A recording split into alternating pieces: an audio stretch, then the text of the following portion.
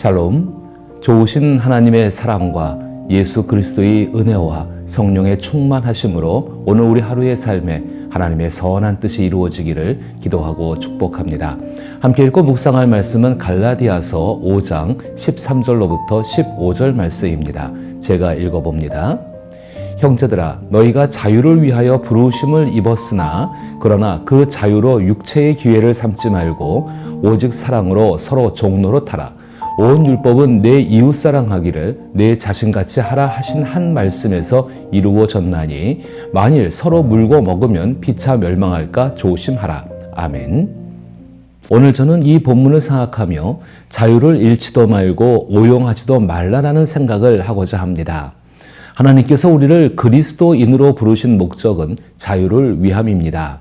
이 자유는 예수 그리스도께서 십자가와 부활을 통해 이루신 하나님께 대한 자유를 의미합니다. 하나님께 대한 자유란 우리가 이미 하나님께 받아들여져 하나님의 자녀로서 세상을 살아가는 삶을 말합니다. 하나님의 자녀가 된 것은 우리가 어떤 행위로 얻은 공로의 결과가 아니라 예수 그리스도를 통해 선물로 주어진 것이며 이 모든 것은 하나님의 사랑에서 비롯된 것입니다. 이미 자유를 얻었음에도 불구하고 그 자유를 얻기 위해 다시 싸운다면 그보다 어리석은 일은 없을 것입니다. 그런데 이러한 상황은 갈라디아 교회 내에서 발생하였고 결국 분쟁으로 번지게 되었습니다. 갈라디아 교회에서는 누가 하나님께 인정받는가에 대한 문제로 할례가 심각한 쟁점으로 떠올랐습니다. 이에 대해 바울은 갈라디아서 5장 6절에서 그리스도 예수 안에서는 할례나 무할례나 효력이 없으되 사랑으로서 역사하는 믿음뿐이라 라고 분명히 말합니다. 하나님께서 그리스도인에게 주신 자유는 할례를 받느냐 받지 않느냐가 아니라 하나님께서 사랑으로 역사하셨다는 믿음에 있다는 것입니다. 사랑으로 역사하는 믿음은 그리스도 예수께서 우리에게 주신 자유의 핵심입니다. 복음은 이 자유를 우리에게 선물하였으며 우리는 이 자유를 결코 잃어버려서는 안 됩니다. 그러나 하나님께서 우리를 사랑하시고 우리가 하나님을 사랑하는 믿음 안에서 실제로 나타나는 이 자유는 쉽게 잃어버릴 수 있습니다. 자신의 행위를 통해 하나님께 인정받으려는 행위에 의한 의와 율법주의에 빠지면 이는 자신을 사랑하는 행실일지는 몰라도 하나님을 사랑하는 것은 아니며 하나님께서 주시는 자유도 더 이상 그 효력을 발휘하지 못합니다. 복음이 주는 자유는 단순히 머리로만 믿는 믿음이 아니라 늘 복음에 합당한 삶을 살아가게 하는 믿음입니다. 이는 하나님께 대한 사랑과 하나님께서 복음을 믿는 사람과 그 삶을 살아가려는 사람을 사랑하시기 때문입니다. 복음이 주는 자유, 즉 하나님의 자녀로서 세상을 살아가는 것이 매우 중요합니다. 하지만 하나님께서 주신 자유를 잘못 사용하는 것을 피하는 것 또한 자유를 지키는 것만큼이나 중요합니다. 어떤 면에서는 그리스도인들이 자유를 지키는 것보다 오용하는 경우가 더 흔하다고 할 수 있습니다. 그것은 그리스도인들이 복음을 따라 신앙생활을 하면서 저지를 수 있는 중대한 실수입니다. 율법주의만큼이나 그리스도인의 자유를 잃게 만드는 것이 바로 방종입니다. 방종이란 주로 규칙이나 절제를 무시하고 마음대로 행동하는 것을 의미합니다. 즉 계획이나 규범을 따르지 않고 자유분방하게 행동하며 주어진 책임을 소홀히 하면서 제멋대로 행동하는 모습을 말합니다. 율법을 통해 하나님께 인정받으려는 행위가 자유를 제한하는 것이라면 방종에 빠지면 자유를 잘못 사용하는 것입니다. 복음이 주는 자유는 죄에 대한 죄책감과 죄를 짓게 하는 동기를 모두 없애줍니다. 이는 복음 안에 담긴 하나님의 사랑 때문입니다. 그러나 바울은 자유라는 말 자체가 사람들을 크게 오해하게 만들 수 있음을 잘 알고 있었습니다. 바울이 말하고 있는 모든 율법을 지킬 의무에서 자유를 얻었다고 말할 때 어떤 이들은 그럼 이제부터는 누구나 자신의 행동 기준을 마음대로 정할 수 있다라는 뜻으로 해석할 수 있음을 분명히 인지하고 있었습니다. 그래서 바울은 13절에서 그 자유를 육체의 기회로 삼지 말라라고 분명히 경고합니다. 이는 복음이 우리에게 죄를 지을 자유를 허락하지 않는다는 뜻입니다.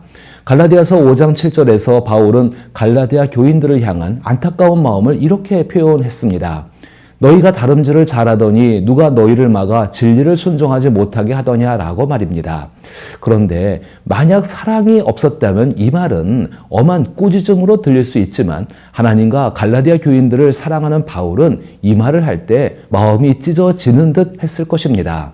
그리스도인이라면 당연히 진리에 순종해야 합니다.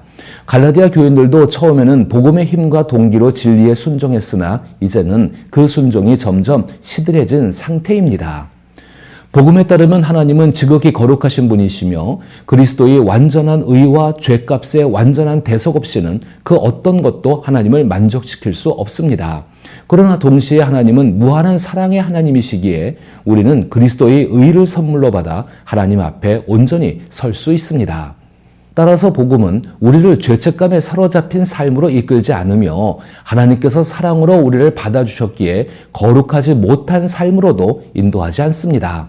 하나님께서 온전히 거룩하시기에 우리 또한 거룩한 삶으로 인도받게 됩니다. 하나님께서 출애굽한 이스라엘 백성들에게 율법을 주신 것은 그들을 사랑하셨기 때문입니다. 율법을 통해 그들은 노예로 살던 습관에서 벗어나 하나님을 사랑하는 거룩한 백성으로 거듭날 수 있었습니다. 예수 그리스도로 인해 새롭게 출애굽한 그리스도인들에게도 율법은 동일한 의미를 지닙니다. 다만 그리스도인들은 예수 그리스도를 통해 율법 전체를 지켜야 할 의무에서 해방되었습니다. 이는 예수님께서 하나님을 사랑하심으로 모든 율법을 완성하셨기 때문입니다. 예수님은 이미 모든 율법의 핵심이 하나님을 사랑하고 이웃을 사랑하는 것임을 가르치셨습니다. 따라서 바울이 13절에서 사랑으로 서로 종로로 타라라고 말할 때 이는 율법을 통해 자신이 하나님과 이웃을 사랑함을 증명하라는 뜻이 아니라 이미 사랑을 받은 자로서 마땅히 행해야 할 삶의 자세를 말하는 것입니다. 그리스도인들이 율법을 지켜야 하는지 아니면 지키지 않아도 되는지에 대한 질문이 있을 수 있습니다. 이에 대해 사실 양쪽 모두 일리가 있습니다. 어떤 면에서는 율법을 지킬 의무가 있지만 다른 면에서는 그렇지 않습니다. 그리스도인이 율법 전체를 행해야 한다는 말은 율법을 통해 의로움을 얻으려는 사람을 가리키는 것입니다. 그리스도인에게서 사라진 의무는 구원을 받기 위해 율법을 지켜야 한다는 의무입니다. 그러나 이 의무는 사실상 불가능한 것이었습니다. 하지만 이제 그리스도인들은 은혜로 온전히 구원받기 때문에 오히려 율법에 순종할 의무가 더 커졌습니다. 왜 그렇게 생각될까요? 하나님을 사랑해야 할 의무가 이전보다 더 많아졌기 때문입니다. 하나님을 사랑하는 사랑은 복음을 믿는 믿음과 복음의 소망에서 시작하여 이웃을 향한 사랑과 섬김으로 이어져야 합니다. 이제는 이웃을 이용해 자신의 이익을 챙기는 것이 아닙니다. 율법은 하나님의 사랑이며 온 율법은 내 이웃을 내 자신과 같이 사랑하라라는 한 말씀 안에서 이루어졌습니다. 이에 대해 14절에서는 온 율법은 내 이웃을 사랑하기를 내 자신같이 하라 하신 한 말씀에서 이루어졌나니라고 표현하고 있습니다. 그리스도인은 하나님께 잘 보이려고 점수를 얻기 위한 율법에서는 자유로워졌지만 하나님을 기쁘시게 하는 길로서의 율법에서는 자유로워지지 않았습니다. 오히려 하나님을 기쁘시게 하는 길로서의 의무는 더욱 커졌습니다. 이는 율법 자체가 하나님의 성품과 마음을 반영하기 때문입니다. 아주 쉬운 예로 부모와 자녀의 관계를 생각해 봅시다. 자녀가 부모에게 점수를 얻거나 부모를 기쁘게 하기 위해 부모가 정한 규칙에 따라 생활할 수 있습니다. 그러나 부모의 사랑을 알고 있는 자녀라면 그 규칙을 따르면서도 부모가 기뻐할 것을 생각할 뿐 점수를 얻으려는 생각은 하지 않습니다. 이렇게 부모가 정한 방식을 따르면서 자녀는 부모의 성품과 마음을 점점 더 이해하게 됩니다. 이처럼 자유자인 하나님의 자녀가 율법을 통해 하나님을 기쁘시게 할 의무는 두 가지로 나뉩니다. 먼저는 창조주이신 하나님께 자신의 삶을 드려야 할 의무가 있습니다. 하나님은 우리를 지으신 주인이시기 때문입니다. 따라서 하나님은 우리가 어떻게 살아야 할지 아시는 지혜를 가지셨고 우리에게 그렇게 살 것을 요구하실 권리도 갖고 계십니다. 또한 우리의 구원자이신 하나님께 드려야 할 의무도 있습니다. 우리를 위해 측량할 수 없는 대가를 치르시고 구원하신 하나님께 감사하는 마음으로 하나님을 기쁘시게 하는 것은 당연한 일입니다. 그리스도 안에서 우리를 향한 하나님의 사랑을 알고 그리스도를 통해 분명히 드러난 하나님의 지혜를 깨닫는다면 하나님께서 예수 그리스도를 통해 우리에게 주신 자유를 이용해 육체를 위한 삶을 살 수는 없는 것입니다. 육체, 즉 죄성은 우리를 하나님의 원수로 만들었고 하나님께서 베푸시는 용서와 만족을 빼앗아 가기 때문입니다. 복음이 구원의 능력이 될 수 있는 이유는 복음이 죄를 짓고자 하는 우리의 근본 동기 자체를 사라지게 하기 때문입니다. 복음을 깊이 깨달을수록 하나님의 크신 사랑을 더욱 분명히 알게 됩니다. 그 결과 제멋대로 살고자 하는 욕구와 그 근거가 완전히 사라지게 됩니다. 복음이 주는 자유를 마음대로 살아도 된다는 허락으로 오해하며 죄를 조장한다고 주장하는 사람들은 아직 복음의 참된 의미를 깨닫지 못했으며 그 위력도 경험하지 못한 사람입니다.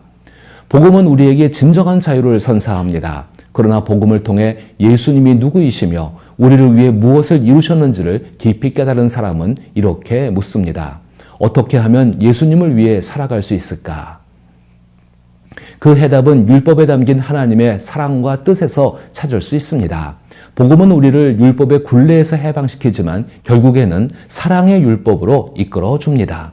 복음은 사랑 없이 이기적인 동기로 율법을 지키던 옛 습관을 깨트리고 대신 사랑으로 율법에 순종하고자 하는 마음을 새롭게 불어넣어 줍니다.